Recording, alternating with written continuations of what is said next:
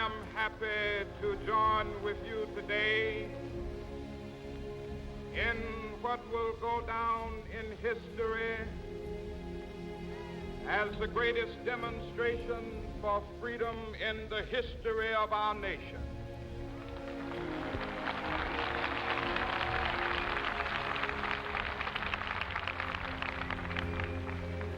Fourscore years ago,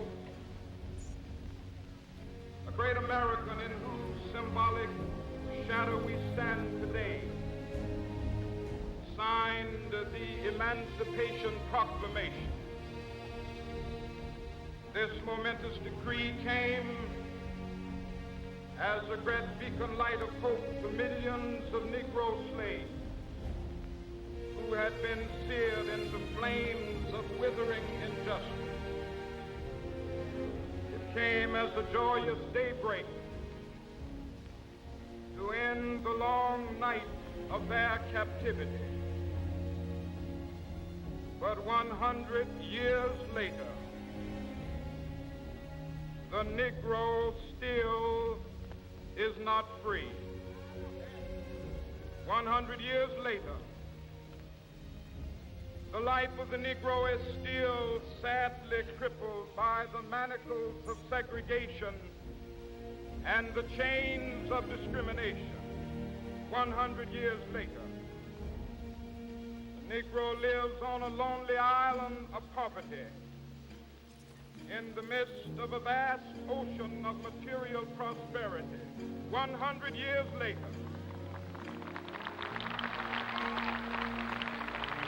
the Negro is still languished in the corners of American society, finds himself in exile in his own land. So we've come here today to dramatize a shameful condition. In a sense, we've come to our nation's capital to cash a check. When the architects of our republic wrote the magnificent words of the Constitution and the Declaration of Independence, they were signing a promissory note to which every American was to fall heir. This note was a promise that all men, yes, black men as well as white men, would be guaranteed the unalienable rights of life, liberty, and the pursuit of happiness. It is obvious today that America has defaulted on this promissory note insofar as her citizens of color are concerned. Instead of honoring this sacred obligation, America has given the Negro people a bad check, a check which has come back marked insufficient funds.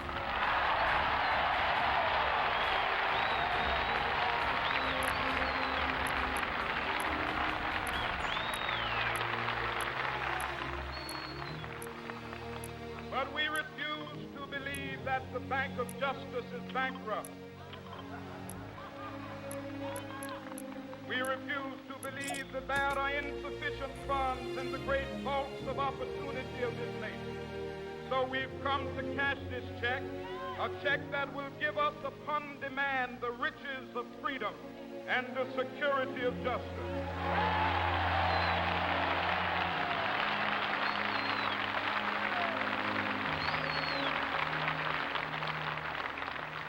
We have also come to this hallowed spot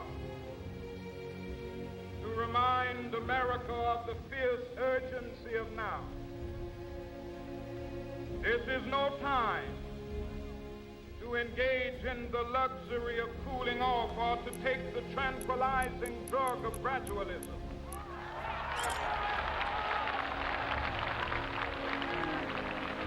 Now is the time to make real the promises of democracy. Now is the time to rise from the dark and desolate valley of segregation to the sunlit path of racial justice. Now is the time to lift our nation from the quicksands of racial solid rock of brotherhood, now is the time. Make justice a reality for all of God's children. It would be fatal for the nation to overlook the urgency of the moment. This sweltering summit of the Negro's legitimate discontent will not pass until that is an invigorating autumn of freedom and equality. 1963 is not an end, but a beginning. Those who hope that the Negro needed to blow off steam and will now be content will have a rude awakening if the nation returns to business as usual.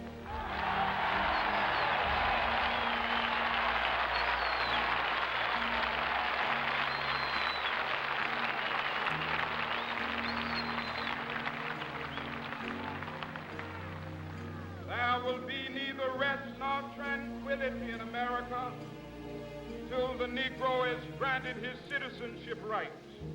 The whirlwinds of revolt will continue to shake the foundations of our nation until the bright day of justice emerges. But that is something that I must say to my people who stand on the warm threshold which leads into the palace of justice. In the process of gaining our rightful place, we must not be guilty of wrongful deeds. Let us not seek to satisfy our thirst for freedom by drinking from the cup of bitterness and hatred.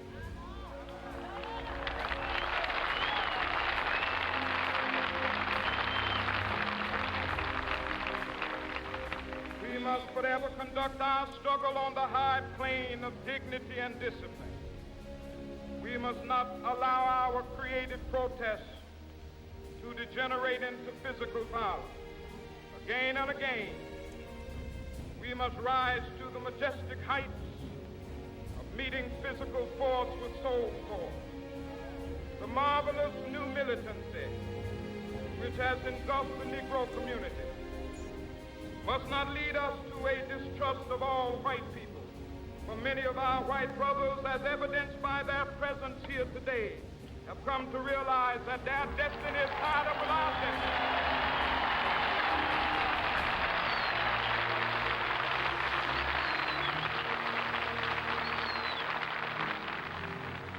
They have come to realize that their freedom is inextricably bound to our freedom. We cannot walk alone. As we walk, we must make the pledge that we shall always march ahead. We cannot turn back. There are those who are asking the devotees of civil rights, when will you be satisfied? We can never be satisfied as long as the Negro is the victim of the unspeakable horrors of police brutality. We can never be satisfied as long as our body is heavy with the fatigue of travel, cannot gain lodging in the motels of the highways and the hotels of the city.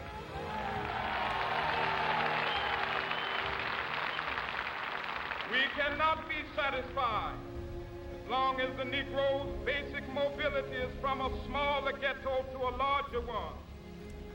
We can never be satisfied as long as our children are stripped of their selfhood and robbed of their dignity by signs stating for whites only.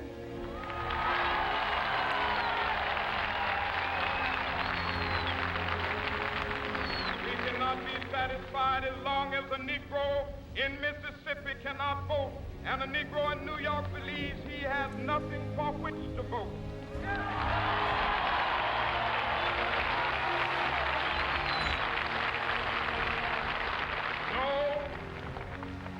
No, we are not satisfied, and we will not be satisfied until justice rolls down like waters and righteousness like a mighty stream.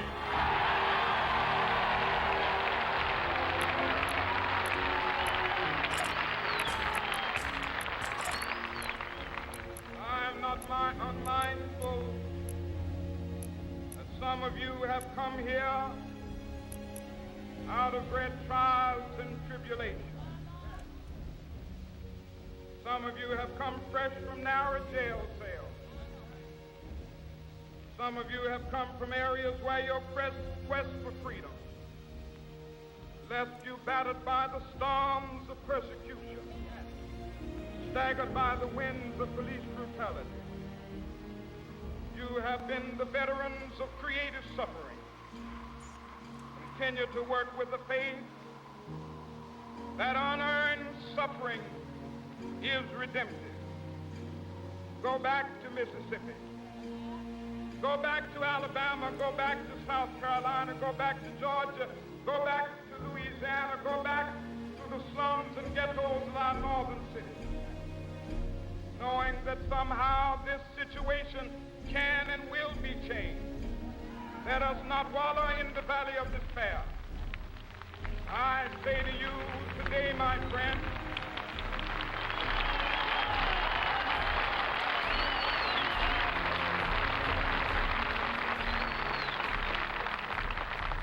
so even though we face the difficulties of today and tomorrow, I still have a dream.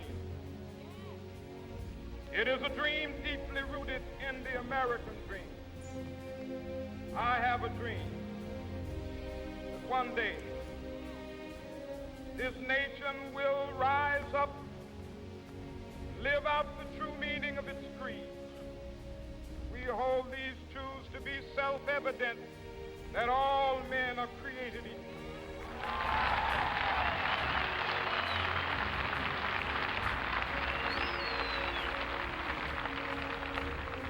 I have a dream that one day on the red hills of Georgia, sons of former slaves and the sons of former slave owners will be able to sit down together at the table of brotherhood. I have a dream that one day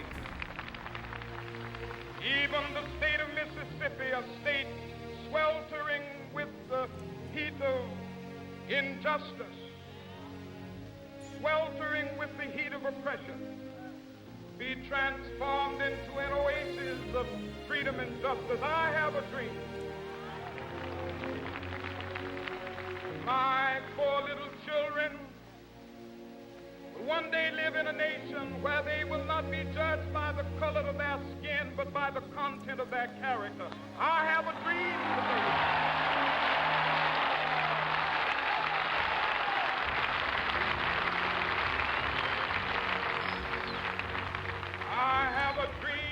One day, down in Alabama, with its vicious racists, with its governor having his lips dripping with the words of interposition and nullification. One day, right there in Alabama, little black boys and black girls will be able to join hands with little white boys and white girls as sisters and brothers. I have a dream today.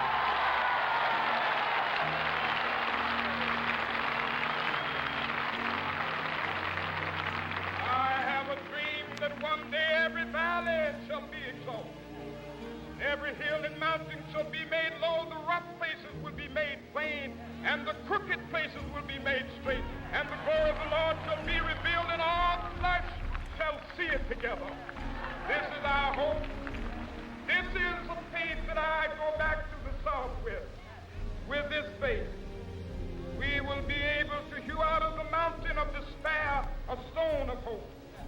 With this faith, we will be able to transform the jangling discords of our nation into a beautiful symphony of brotherhood.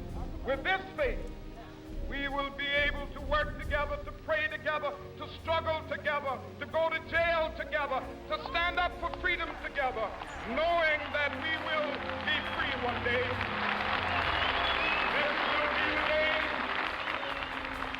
This will be the day when all of God's children be able to sing with new meaning, my country tears of thee. Sweet land of liberty of thee I sing. Land where my fathers died, land of the pilgrim's pride.